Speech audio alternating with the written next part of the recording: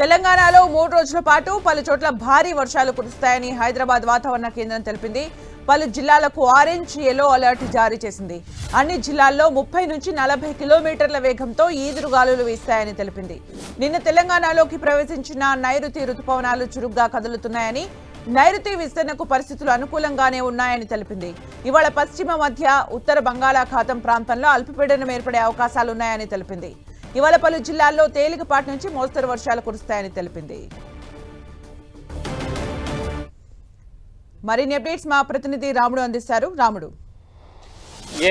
నైరుతి రుతుపవనాలు రాష్ట్రంలో ప్రవేశించి అవి చురుకుగా కదులుతున్నాయనేటువంటి అంశాన్ని హైదరాబాద్ వాతావరణ కేంద్రం తెలపడం జరిగింది. ప్రధానంగా తెలంగాణ వ్యాప్తంగా ఇవి విస్తరించేటువంటి అవకాశం ఉంది. మొదటగా చూస్తే ఈ పశ్చిమ హైదరాబాద్, మహబూబ్ నగర్, అదేవిధంగా ఇటు నారాయణపేట, నాగర్ కర్నూలు, వనపర్తి, జోగులాంబ గద్వాలు, అదేవిధంగా రంగారెడ్డి ఈ ప్రాంతాలతో పాటు ఈ పైన ఉండేటువంటి నిజామాబాద్ వరకు కూడా ఇవన్నీ విస్తరించేటువంటి అవకాశం ఉంది. వీటితో పాటు ఇప్పుడు ఉపరితల ఆవర్తనం ఏదైతే కొనసాగుతుందో దాని కారణంగా రాష్ట్రంలోని అనేక ప్రాంతాల్లో విస్తారంగా వర్షాలు కురిసేటువంటి అవకాశం ఉందని వాతావరణ కేంద్రం అధికారులు చెప్తున్నారు.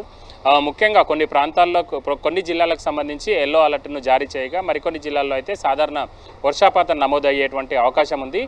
ఉదయం నుంచి కూడా నగరంతో పాటు వివిధ జిల్లాల్లో మేఘావృతం అయిపోయినటువంటి పరిస్థితి ఉంది. కొన్ని ప్రాంతాల్లో జల్లులు కురుస్తుండగా మరికొన్ని ప్రాంతాల్లో అయితే నార్మల్గా మేఘావృతం అయినటువంటి పరిస్థితి రాష్ట్రంలోని అనేక జిల్లాల్లో మనం చూడొచ్చు. ముఖ్యంగా ఉష్ణోగ్రతలు భారీగా తగ్గిపోయాయి. నైరుతి రుతుపవనాలు ప్రవేశించడమే కాకుండా గడిచినటువంటి వారం 10 రోజులుగా కొంత మొత్తం ఆవర్తనం కారణంగా పలు జిల్లాల్లో వర్షాలు కురుస్తున్నాయి. ఆయా జిల్లాల్లో ఉష్ణోగ్రతలు చూస్తే 3 నుంచి 5 సెంటీగ్రేడ్ల వరకు తగ్గిపోయినటువంటి పరిస్థితి ఉంది.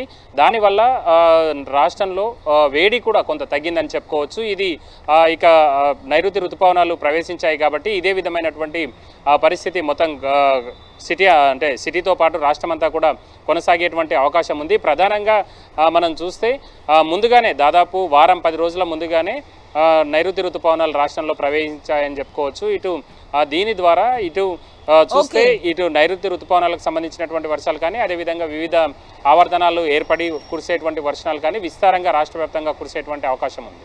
థ్యాంక్ యూ రాముడు ఫర్ ద అప్డేట్స్.